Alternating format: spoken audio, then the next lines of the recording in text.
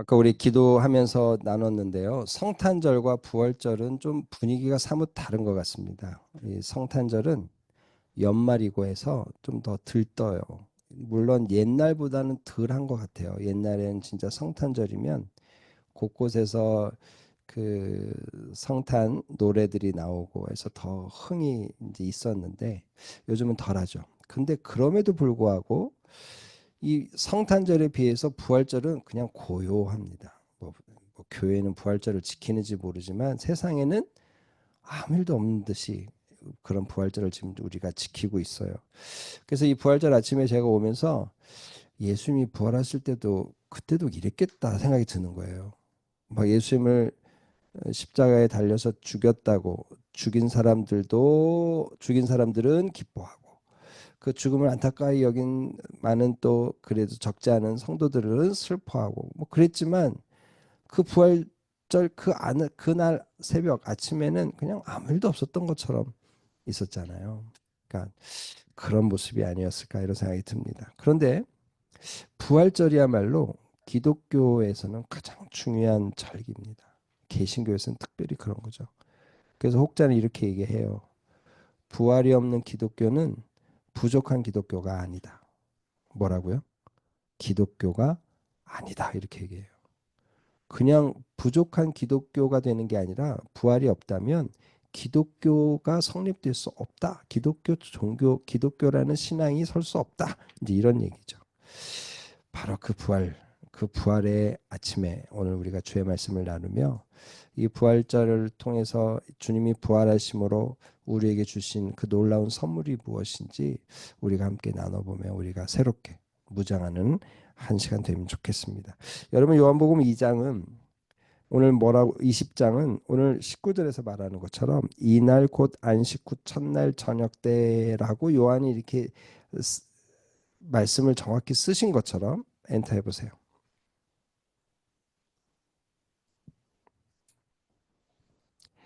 정확히 쓰신 것처럼 주님 이 사도 요한은 오늘 주님이 부활하셔서 제자들을 만난 시점을 정확히 알려주고 있는 거예요. 뭐라고 쓰고 있어요? 안식 후 첫날 저녁이다. 여러분 이게 무슨 얘기겠어요? 안식일이면 토요일이죠. 안식일이 지난 그 새벽에 주님이 그러니까 주일 지금의 오늘 안식일이 토요일이니까 주일 새벽에 주님이 부활하시고 그 저녁 때 제자들을 찾아오셨다. 그 얘기를 하는 거예요. 그러니까 주님이 뭐라 그래요? 3일 만에 부활한다 그러잖아요. 그러니까 이 3일 만이라는 말은 꽉 채운 3일을 지내고 부활이 아니라 하나, 둘, 셋, 3일 만에 부활한다. 이런 의미입니다. 그러니까 금요일 날 돌아가셔서 토, 주일. 그래서 주일날 아침에 주님 부활하시고 오늘 제자들을 찾아오신 거죠. 오늘 19절 말씀 한번 볼까요? 같이 한번 읽어보겠습니다. 시작. 이날 곧 안식 후 첫날 저녁 때에 제자들이 유대인들을 두려워하여 모인 곳에 문들을 닫았더니 예수께서 오사 가운데 서서 이르시되 너희에게 평강이 있을지어다. 오늘 제자들을 만난 시점에 그 상황과 시간을 지금 사도 요한이 정확히 써주고 있는 거죠. 제자들이 어떠고 있습니까? 유대인들이 두려워요. 그래서 어떻게 해요? 모인 곳에 문을 꼭꼭 닫고 숨어 있듯이 있는 겁니다. 왜 그렇죠? 예수님, 이 제자들의 스승인 예수님을 죽였어요. 그러니 그 예수를 따르는 그들 입장에서는 잔당들이잖아요. 그 잔당들을 척결하겠다고 칼을 들 수도 있는 거죠. 혼자 있는 게 또 두려워서 같이 모여 있는데 포인트는 어디에 있어요? 문을 꼭꼭 닫아두고 있는 거예요. 이런 상황이라는 거죠. 그런데 오늘 주님이 그들에게 나타나셔서 어떻게 해요? 예수께서 오사 가운데 딱 쓰셨다는 거예요. 여기에는 좀 여러 가지 상상이 가능합니다. 예수님이 밖에서 노크를 해가지고 주님이 들어오셨다. 이렇게 상상할 수도 있어요. 근데 오늘 본문은 그런 식은 아닌 것 같다는 거예요. 지금 예수님이 등장하셨을 때의 모습을 보면 그게 아니에요. 예수님이 변형된 모습으로 그냥 문을 통과하고 들어오셨다라고 우리는 많은 해석가들이 그렇게 해석을 하는 거죠. 그러니까 육체가 지금 우리가 갖고 있는 육체 그대로라면 문을 통과할 수 없습니다. 그런데 변형된 육체예요. 완전 부활체로서 변형된 육체는 이 시공간을 뚫고 가시는 거예요. 그런 의미라는 거죠. 그래서 그들 가운데 서셨어요. 그리고는 첫 마디가 무엇이었습니까? 너희에게 평강이 있을지어다. 다시 한번. 너희에게 평강이 있을지어다. 오늘 이 말씀을 하시는 거예요. 근데 이 말씀을 오늘 주님이 요한복음 20장에 보면 3번이나 반복하십니다. 오늘 지금 20절에 그 얘기가 나왔죠? 19절에 나왔죠? 21절에 또 나와요. 21절 한번 같이 읽어볼까요? 시작. 예수께서 이르시되 또 이르시되 너희에게 평강이 있을지어다. 한 번 더 얘기하세요. 그 사건에서, 그 자리에서. 그리고 나중에 여드레 8일이 지나서 그때 없었던 도마가 이제 등장하고 도마가 모여 있는 그때 주님이 오셔서 또 얘기하십니다. 26절 말씀 한번 같이 또 읽어볼까요? 시작. 예수께서 오사 가운데 서서 이르시되 너희에게 평강이 있을지어다 하시고 주님이 연거푸 3번이나 평강이 있으라 평강이 있으라 평강이 있으라 말씀하신다는 거예요. 왜 이렇게 말씀하셨을까요? 한 번이면 족할 텐데 3번이나. 여러분 이건 좀 강조점이 있는 거죠. 그럼 주님은 어떤 의미에서 평강을 선포하고 평강을 강조하고 계시는 걸까요? 그 생각을 해야 되는 거죠. 여러분 오늘 당시 사람들 유대인 어떤 전통을 따라서 당시 사람들은 이 평강이라는 이 샬롬이란 말을 여러 가지 생각으로 여러 가지 어떤 판단 어떤 개념들을 가지고 있었는데 당시 사람들은 이 샬롬 하면 솔로몬의 영광을 생각했어요. 그래서 솔로몬의 부유함, 솔로몬의 강성함.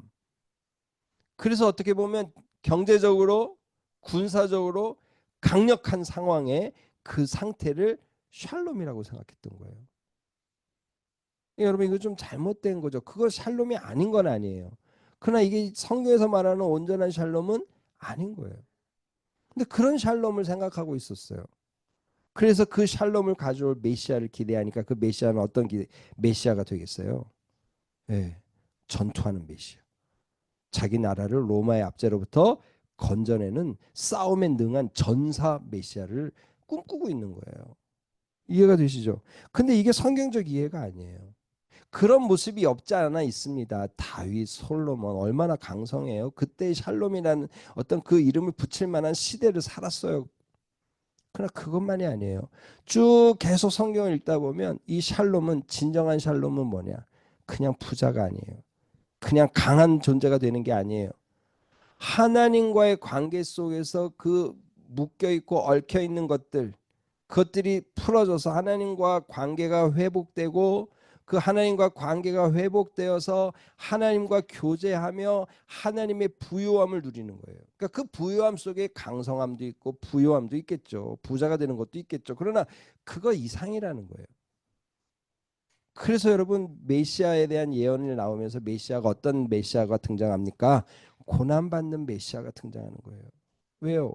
인류의 죄를 대신하는 속죄의 양으로서 어린 양으로서 오실 메시아가 오셔야만 진정한 회복, 진정한 샬롬이 오니까. 그게 진짜 성경에서 말하는 샬롬이에요. 그러니까 오늘 주님이 너에게 평강이 있을지어다 라고 말하는 건 결국 이 평강을 선포하시는 거죠. 그러니까 여러분 그 평강은 결국 무슨 얘기겠어요? 네, 하나님과의 관계가 회복되는 거예요. 예수가 이제 십자가에 달려 돌아가심으로 대속을 이루셨어요. 속죄하셨어요. 그리고 속죄의 도장을 찍은 게 부활이에요. 그러니까 주님이 지금 그들에게 선포하시는 게 뭐예요? 내가 너의 죄를 해결했다. 이제 너희는 하나님께 직통으로 나갈 수 있다. 이제 너희는 하나님과의 관계가 회복되어서 하나님의 자녀가 되고 하나님의 상속자가 되는 거다. 그것까지를 포함하는 샬롬이에요. 그러니까 오늘 이 말씀을 선포할 수밖에 없는 거예요. 너희들 그냥 인간의 그런 존재로 살지 마라. 이제 내가 부활함으로 너의 존재 자체를 바꿨다. 너희의 존재 자체를 바꿨다. 오늘 그 선포인 거예요. 너에게 평강이 있을지어다. 그러니까 깨달으라는 거죠. 포인트는 어디에 있어요? 그러니까 주님이 지금 십자가에 달려 돌아가심으로 속죄를 이루시고 그 속죄도 구약에 예언된 대로 된 거예요. 그래서 하나님의 관계가 완벽하게 해결돼서 이제 너희가 하나님의 자녀가 된다. 하나님의 상속자가 된 거다. 너희들의 존재를 새롭게 인식해라. 이 표현인 거예요. 평강이 있을지어다. 평강이 있을지어다. 평강이 있을지어다. 여러분 오늘 이 그 평강은 바로 아주 인간의 본질적인 존재의 회복을 의미하는 거라는 거예요. 여러분 그래서 여러 가지 성경의 어떤 그 구절들을 우리가 말할 수 있지만 디도서 3장 7절을 여러분과 함께 나누고 싶습니다. 한번 볼까요? 디도서 3장 7절 말씀인데 같이 읽어봅시다. 시작. 우리로 그의 은혜를 힘입어 의롭다 하심을 얻어 영생의 소망을 따라 상속자가 되게 하려 하심. 주님이 왜 십자가에 달려 돌아가시고 왜 부활하셨어요? 이거예요. 그러니까 이 상태가 됐다는 걸 알리는 말씀이 뭐라고요?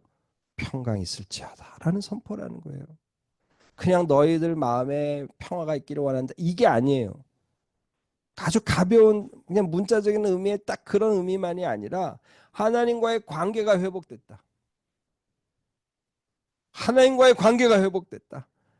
하나님의 자녀로 하나님의 상속자로 너의 인생을 새롭게 보고 살아. 그럼 이건 진짜 복음인 거예요. 예수님 오늘 그 사실을 우리에게 가르쳐 주는 거예요. 우리가 예수님을 믿는 것은 바로 이 지점에 우리가 이 지점을 확인해야 될 필요가 있는 거예요. 내가 그 평강이 내 안에 있는가? 내가 하나님의 관계가 회복되어서 이제 더 이상 나의 옛 모습이 아니라 나의 새로운 모습으로 내가 인생을 살게 되는가? 이게 확인되는 거예요. 여러분 그러니까 세상의 어떤 기준을 가지고 교회를 얘기하고 성도를 얘기하면 안 되는 거예요. 세상의 기준에 휘둘릴 수 없는 거예요. 교회가 딱 기준을 잡고 성도인 우리가 각각의 이 말씀을 따라 하나님의 이 은혜를 따라 내가 기준을 잡고 세상을 평가하는 거예요. 이게 우리가 됐다는 거예요. 하나님의 상속자가 됐어요.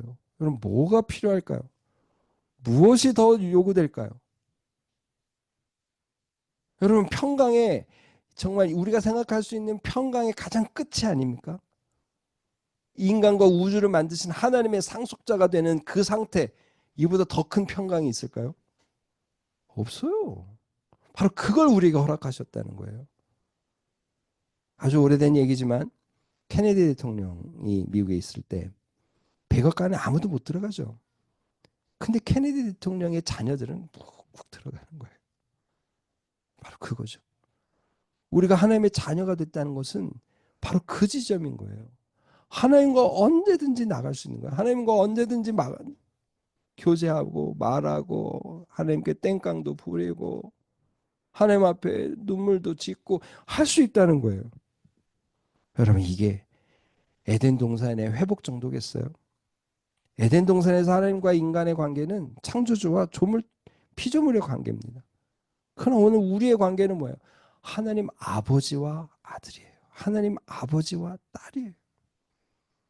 이게 평강이라는 거예요. 너희에게 평강이 있을지어다.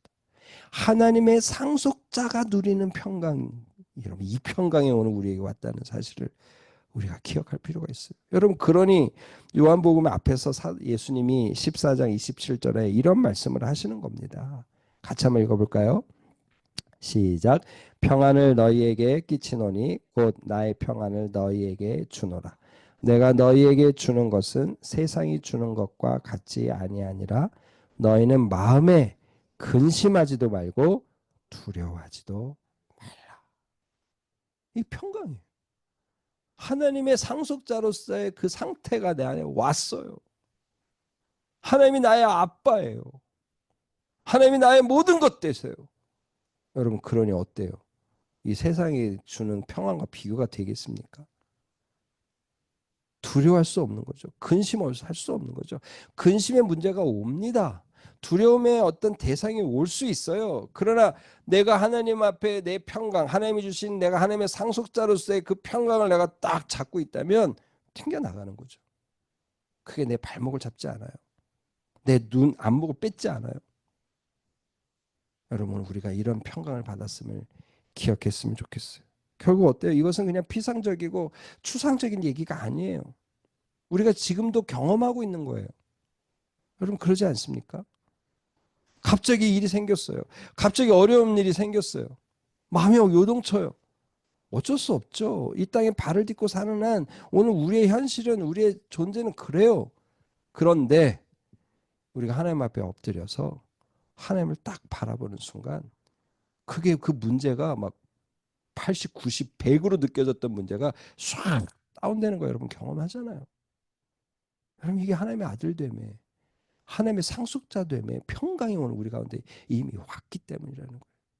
여러분 그래서 이것은 그냥 어떤 딴 세상의 얘기가 아닙니다. 피상적이고 추상적인 얘기가 아니에요. 실제적인 얘기라는 거죠. 오늘 주님이 그 평강을 우리에게 주셨습니다. 여러분 그렇다고 이런 얘기들을 막 우리가 읊조리면서 내 자기 최면을 걸고 자기 암시를 하고 뭐 그저 자기 뭐 도치를 하라 이런 얘기도 아니에요. 믿음을 받아들이면 그게 딱 되는 거예요. 내가 딱 이 옷을 입으면 옷이 내 몸에 딱 맞듯이 그냥 딱 오는 거예요. 여러분 오늘 우리가 이런 사실을 기억했으면 좋겠어요. 여러분 그러니 어떻게 해야 되겠어요? 이 주님이 우리에게 주신 부활 후에 선포하신 그 평강이 오늘 우리 안에 우리를 계속 우리를 좌지우지하도록 그 주님께 집중해야 되는 거죠. 뺏기지 않아야 되는 거죠. 여러분 그래서 우리가 골로새서에서 외웠잖아요. 골로새 3장 15절에 뭐라고 얘기합니까? 같이 한번 읽어볼까요? 시작. 그리스도의 평강이 너희 마음을 주장하게 하라. 그죠? 왜요? 너희가 그리스도의 평강 가운데 부르심을 받았다는 거예요. 외워서 여러분 기억나시죠? 그러니까 이 그리스도의 평강이 우리 마음을 주장하도록 뺏기지 말아야 되는 거예요. 그러니까 어떻게 해야 되겠어요? 그러니까 어떻게 해야 되겠어요? 여러분 그래서 빌립보서에서 사도 바울이 이렇게 한 단편을 그 방법을 우리에게 소개해 주셨습니다. 빌립보서 4장 6절 7절 아주 유명한 말씀이죠. 같이 한번 또 읽어볼게요. 시작. 아무것도 염려하지 말고 다만 모든 일에 기도와 간구로 너희 구할 것을 하나님께 아뢰라. 그리하면 모든 지각에 뛰어난 하나님의 평강이 그리스도 예수 안에서 너희 마음과 생각을 지키시리라. 뭐가 지킨대요? 하나님의 평강이. 이 평강이 어느 정도 위대하고 크냐면 우리의 모든 지각에 뛰어나요. 우리의 온 감각, 지각, 모든 감각을 통해서 알 수 있는 것보다 더 뛰어난 거예요.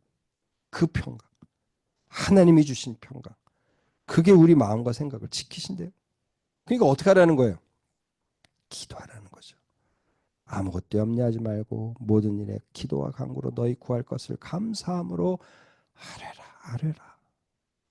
그러니까 우리가 지난주에 외웠던 말씀, 그죠? 지난달에 지금 우리가 외우고 있죠. 시시로 그를 의지하고 그의 앞에 마음을 토하는 거예요. 하나님을 바라보는 거예요. 그러면 우리의 마음의 평강을 하나님이 지켜주신다는 거죠. 여러분 오늘 기억해야 될 말씀이 뭡니까? 주님이 오늘 우리에게 주신 평강이 이거구나. 바로 이거구나. 그냥 마음의 평화, 그냥 기도하고 나니까 마음이 좀 편해졌어. 이게 아니고 그 정도는 기본이고 더 뛰어난 하나님의 상속자가 되는 수준의 평강이에요. 그 영광이에요. 그걸 우리에게 주셨구나. 그러니까 어떻게 해야 돼요? 이 평강을 뺏기지 않도록.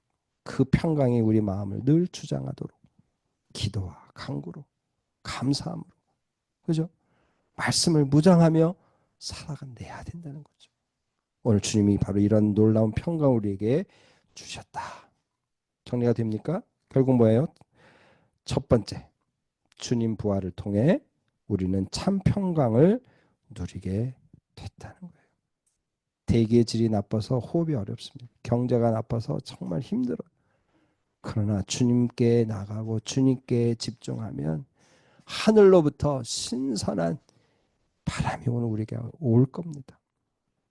주님의 평강에 지배받는 삶을 살아가는 참 부활의 선물을 누리며 살아가는 우리 모두가 되기를 주의 이름으로 축복합니다. 아멘. 근데 오늘 주님이 이렇게 평강을 아주 강도 높게 반복해서 우리에게 선포하셨을 뿐 아니라 또 놀라운 사랑을 우리에게 보여주시는 거예요. 우리 20절 말씀 한번 읽어볼까요? 시작. 이 말씀을 하시고 손과 옆구리를 보이시니 제자들이 주를 보고 기뻐하더라. 주님이 오늘 제자들에게 어떻게 하세요? 손과 옆구리를 보여주시는 거예요. 아니, 도마에게만 보여준 게 아니었어요? 아니에요. 제자들에게 다 보여주셨어요. 왜 보여주셨을까요? 지금 제자들은 예수님이 죽은 걸 확인했습니다. 무덤까지 확인했어요. 3일이 지났어요. 보통 같으면 이제 시체가 부식돼서 냄새가 난다고 느끼고 있어요. 근데 예수 같은 분이 갑자기 아무데 서 있는 거예요. 문은 분명히 닫아놨는데. 그러니까 여러분 이게 무슨 얘기일까요? 이건 환영인가 보다. 이거는 예수님이 아니고 예수님의 환상 비슷한 걸 우리가 보나 보다. 이렇게 생각할 수 있는 거죠. 그러니까 주님이 정확히 그들의 이 어떤 의심 어린 지점을 아시는 주님이 이리 와봐. 내 손 만져봐라. 쭈뼛쭈뼛 나와가지고 손을 만져보는 거예요. 이게 겉옷을 약간 이렇게 들어가지고 내 옆구리 봐봐라. 만져봐라. 하시는 거예요. 여러분 오늘 주님이 왜 이렇게 하시나요? 의심에 아직도 의심하고 있는 그들에게 확증을 주시는 거예요. 마리아가 첫 목격자가 돼서 마리아가 예수님의 무덤이 비었어요라고 얘기하니까 제자들의 반응이 뭐였어요? 무슨 이상한 소리 하고 있어. 네가 잘못 찾았겠지. 무덤이 틀렸겠지. 믿질 않았던 거예요. 그러니까 주님이 오늘 이런 일들을 하실 수밖에 없는 거죠. 진짜 예수님이시구나. 진짜 예수님이 죽은 자 가운데서 살아나셨구나. 확정하게 되는 거예요. 근데 그 자리에 없었던 도마가 이제 또 한 번 모였을 때 주님이 그곳에 또 가시는 거예요. 그래서 도마에게 뭐라고 얘기합니까? 네 손을 내밀어 내 손을 만져봐라. 네 손을 내밀어 내 옆구리에 손을 대봐라. 하시는 거죠. 그러면서 뭐라고 얘기하십니까? 믿음 없는 자가 되지 말고 믿는 자가 되라고 또 가르치시는 거죠. 여러분 오늘 이런 이야기들을 주님은 오늘 우리에게 왜 이렇게 소상하게 각 복음서를 통해 말씀해 주시는 겁니까? 예, 주님은 우리의 연약함을 그 순간에도 어깨에 짊어지시고 이끌어 가시는 거예요. 네가 봐야지 믿는구나. 네가 손을 넣어봐야지 믿겠구나. 그래서 그들에게 오셔서 다 보이시고 만지게 하시는 거예요. 그리고 그들과 함께 식사도 하시는 거죠. 여러분 오늘 주님이 그런 분이시라는 거예요. 여러분 오늘 우리에게도 그런 일들이 있지 않습니까? 믿음이 있어요. 근데 의심이 돼요. 그때 주님 우리를 위해서 하시는 일들이 있었잖아요. 여러분 그것들을 가볍게 여기시면 안 됩니다. 이거 우연이야. 뭐 어쩌다 보니까 그런 일이 생겼겠지. 그때는 이거 하나님이 하신 일이야라고 생각해요. 그때는. 근데 시간이 지나면 이 믿음이 없어지니까 그게 달리 해석되는 거예요. 이게 인간의 죄성입니다. 강팍함이에요. 완고함이에요. 그게 이제 많아지면 이제 교회 안 나오는 거예요. 그 놀라운 역사를 경험했는데도 이럴 수 있는 거죠. 네, 근데 주님이 어떻게 하신다고요? 오셔서 만져보라. 넣어보라. 하신다는 거예요. 그런데 오늘 주님이 거기서 끝나지 않습니다. 우리 21절 말씀 또 한번 읽어볼까요? 시작. 예수께서 또 이르시되 너희에게 평강이 있을지어다. 아버지께서 나를 보내신 것 같이 나도 너희를 보내노라. 그들의 믿음을 세우셨어요. 야, 나 육체로 부활한 거 맞지? 얘들아, 나 그 너희들이 전에 만났던 그 예수다. 너의 스승 예수야 하고 정확히 얘기해 주시는 거죠. 그리고는 어떻게 해요? 또 평강을 선포하시고 아버지께서 나를 보낸 것 같이 내가 너희를 보낸다고 말씀하시는 거예요. 이 보낸다는 말이 그냥 의미 없는 이야기로 받을 수 없어요. 왜요? 주님이 지금 제자들을 파송하시는 거예요. 근데 그 파송을 어디에 빗대고 계세요? 하나님 아버지가 당신을 파송한 것 같이. 이게 지금 빗대는 수준이 달라지는 거예요. 하나님 아버지가 예수님을 파송한 것 같이 내가 이제 너희를 파송한다. 이렇게 생각해 보면 우리는 좀 뭔가 균형이 안 맞는다고 느껴져요. 어떻게 예수님하고 제자들이 이렇게 좀 대꾸가 돼서 얘기할 형편이 되나요? 제자들은 믿음도 없고, 그죠? 형편 없잖아요. 연약하고 부족하고 뭐 우리가 제자들의 모습을 익히 봐서 알잖아요. 그런데 오늘 주님은 그런 걸 주님이 더 잘 아실 텐데도 불구하고 내가 너희를 보낸다 이렇게 말씀하시는 거예요. 왜 그럴까요? 왜 그럴까요? 주님이 사랑이 많으셔서요? 그렇죠. 근데 이미 앞에 뭐라 그랬어요? 평강을 선포하셨어요. 너희들은 이미 다른 존재다. 너희들은 이미 하나님의 상속자가 된 존재다. 히브리서 표현대로 하면 뭐예요? 거룩하게 하는 자와 거룩하게 함을 입은 자가 같은 데서 나온 거예요. 그걸 선포하시는 거예요. 그걸 선포해 놓고 이제 보낸다고 하시는 거예요. 그러니까 여러분 이건 하나님의 주님의 놀라운 사랑이자 놀라운 지금 위임을 선포하시는 거죠.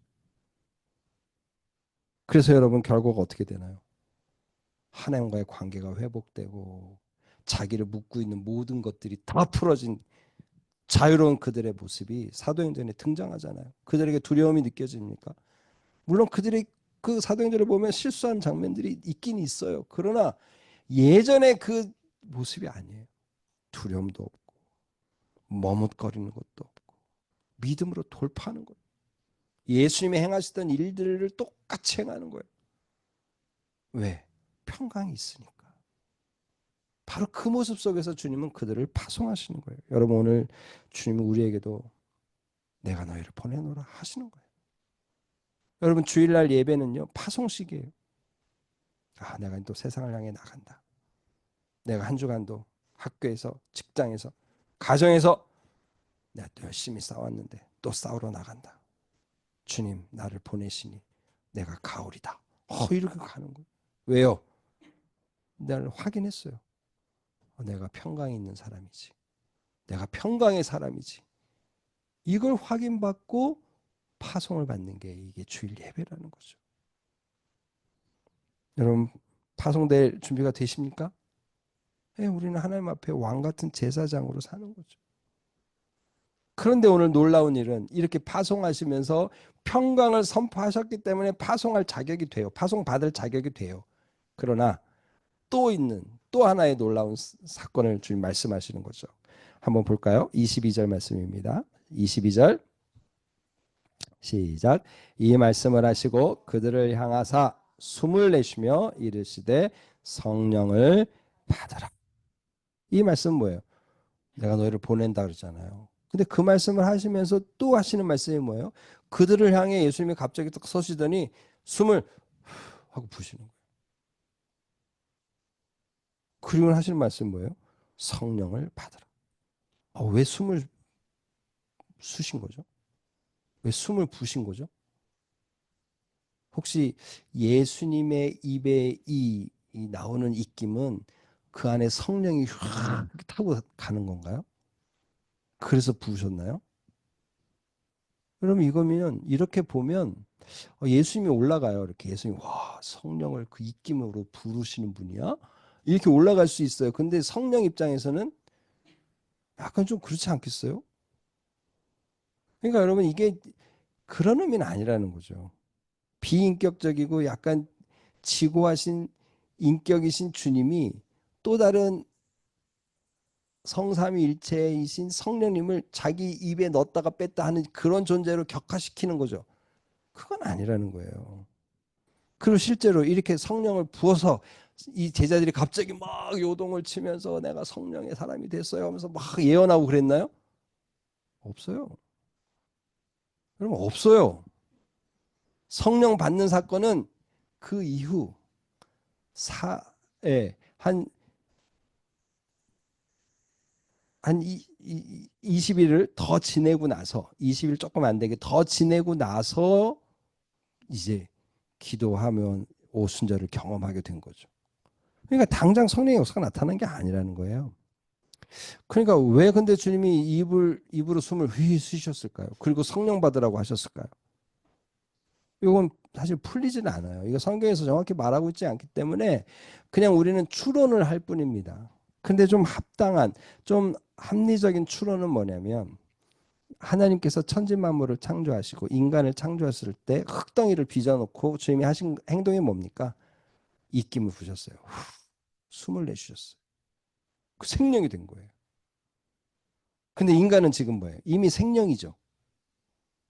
생명이잖아요. 그 생명을 집어넣는 생기를 불어넣을 필요는 없죠. 그 생기는 필요 없어요. 이미 생명이 됐으니까. 그러면 여기서 주님이 후 하고 부으셨던 건 뭐예요? 예언적 행동으로 이제 성령의 사람이 되라는 거예요.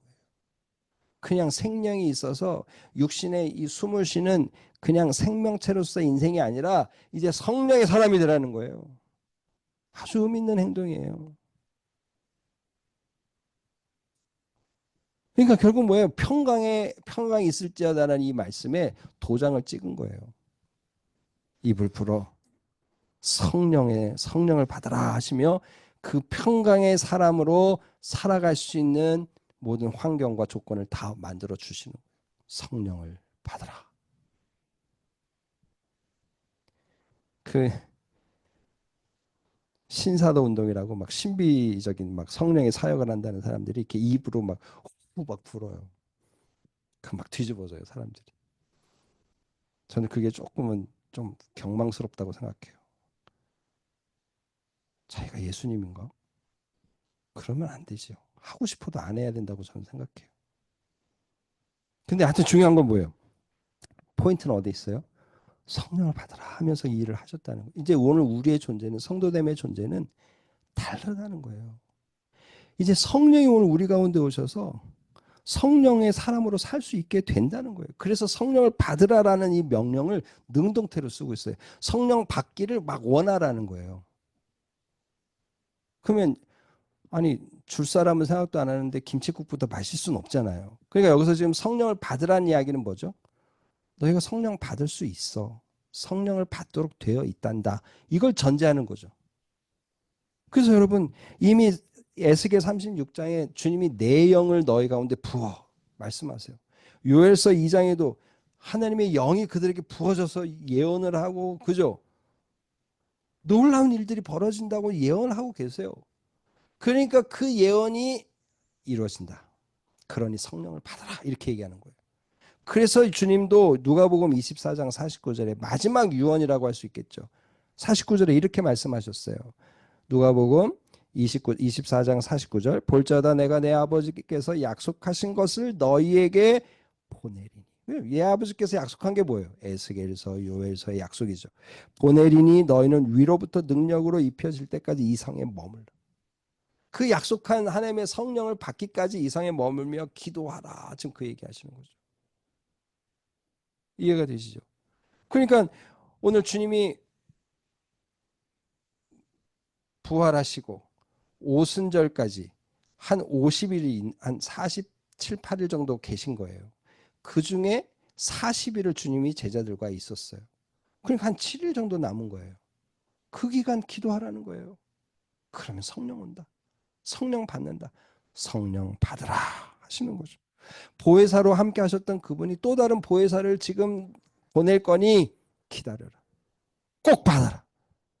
얘기하시는 거죠. 여러분 오늘 우리에게도 동일한 거예요. 동일한 말씀이세요. 성경은 오늘 우리에게 구원 얻은 자에게 성령을 주신다고 말씀하셨어요. 그러니 오늘 우리가 성령을 받는 건 당연한 거죠.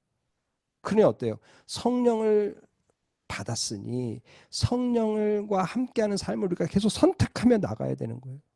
왜요? 이 성령이 오늘 우리를 하나님 나라 백성으로 살게 하는 근간이에요. 근간입니다. 아무리 강조해도 지나치지 않아요. 성령을 너무 추구하다 보니까요. 약간 신비적이 되고 이상해져요. 그래서 저는 말씀만 좋게요. 여러분 그러지 않아요. 성경은 성령도 너무 강조하고 있어요. 뭐라고 얘기합니까? 로마서 14장 17절. 제가 여러분과 나눈 말씀이죠. 읽어봅시다. 시작. 하나님의 나라는 먹는 것과 마시는 것이 아니요 오직 성령 안에 있는 의와 평강과 희락이라. 성령이 내 안에 와서 하나님의 나라가 임하는 거예요. 내 안에 성령 때문에 의가 날마다 확증돼요. 그 성령 때문에 의가 확증되니까 내 안에 평강이 흔들리지 않아요. 평강이 흔들리지 않은 상태가 결국 어떻게 나오겠어요? 기쁨으로 나오는 거죠. 이 성령을 빼놓고 얘기하면 안 되는 거예요. 성령은 헷갈려요. 모르겠어요.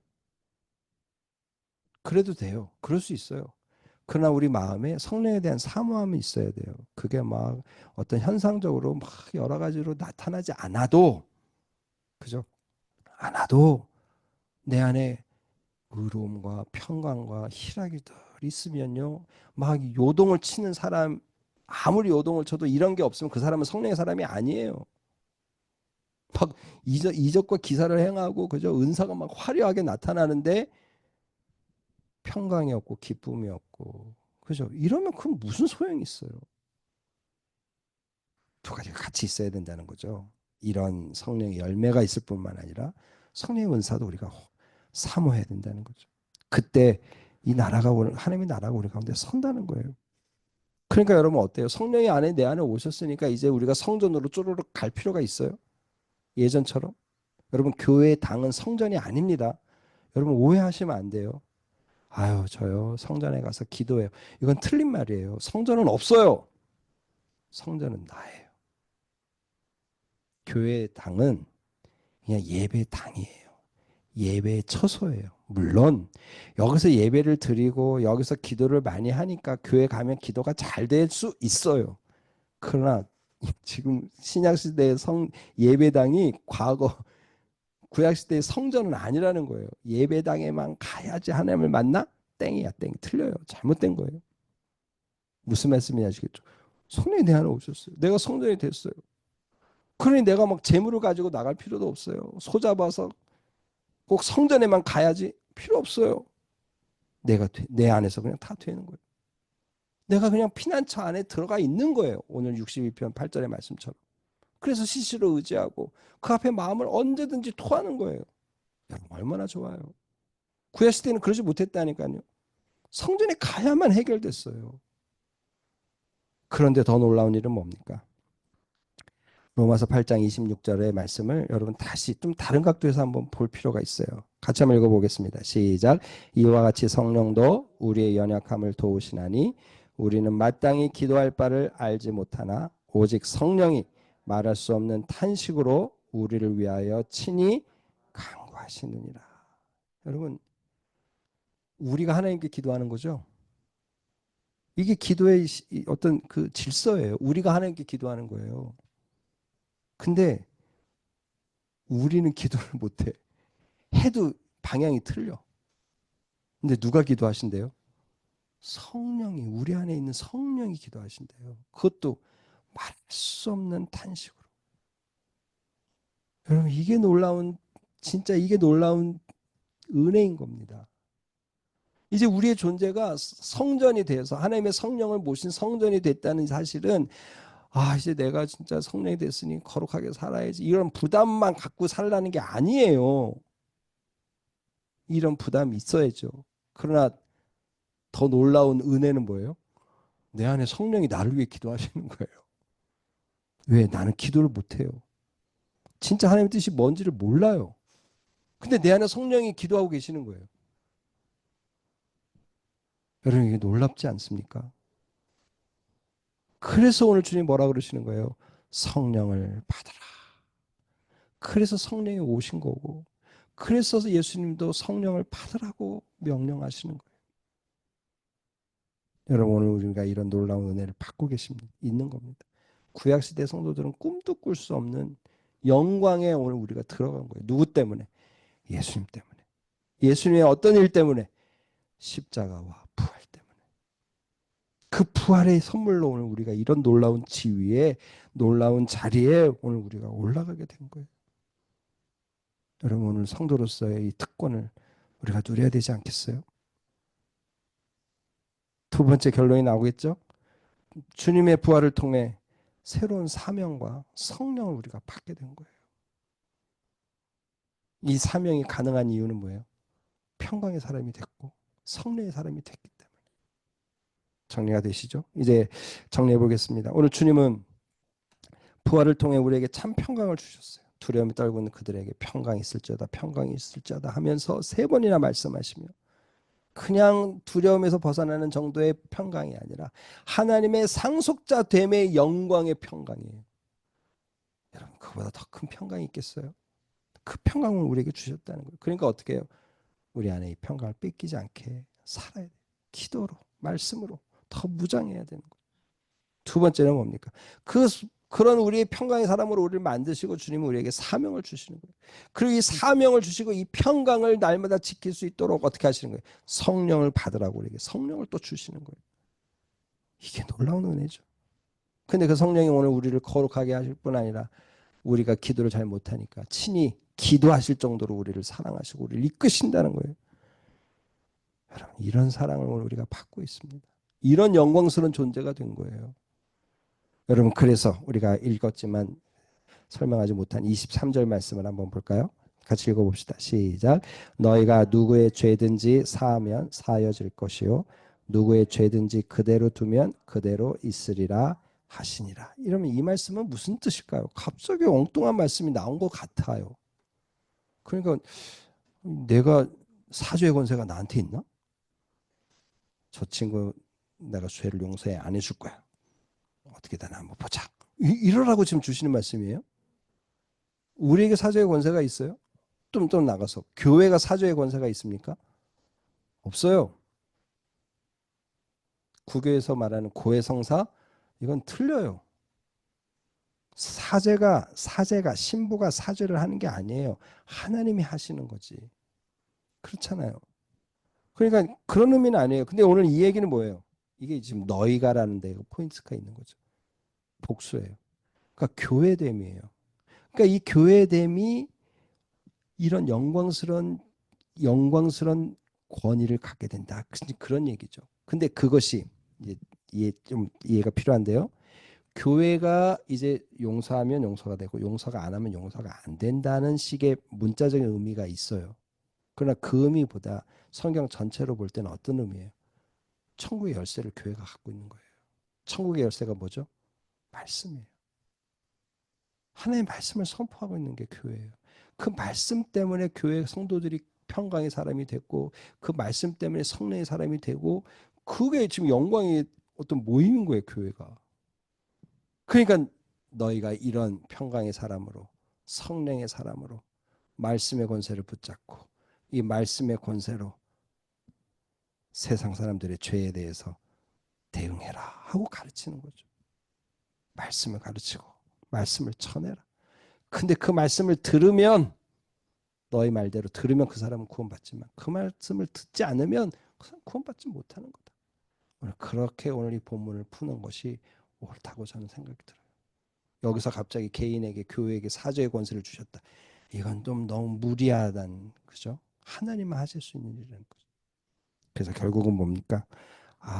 이게 성령의 사람이 되고 평강의 사람이 된 게 이런 놀라운 영광을 얻는 거구나. 말씀을 통해서 이런 놀라운 권세를 갖게 되는 거구나. 오늘 이런 마지막 약속, 어떤 놀라운 축복의 메시지까지 오늘 주님이 주셨다고 오늘 23절을 이해하면 좋을 것 같습니다. 그래서 오늘 결론을 내릴까요? 하나님 앞에 정말 교회됨을 가지고 성령의 사람, 평강의 사람으로 한 주간도 이 부활의 은혜, 부활의 선물을 누리며 살아가는 우리 모두가 되기를 주님의 이름으로 축복합니다. 아멘. 한번 기도하겠습니다.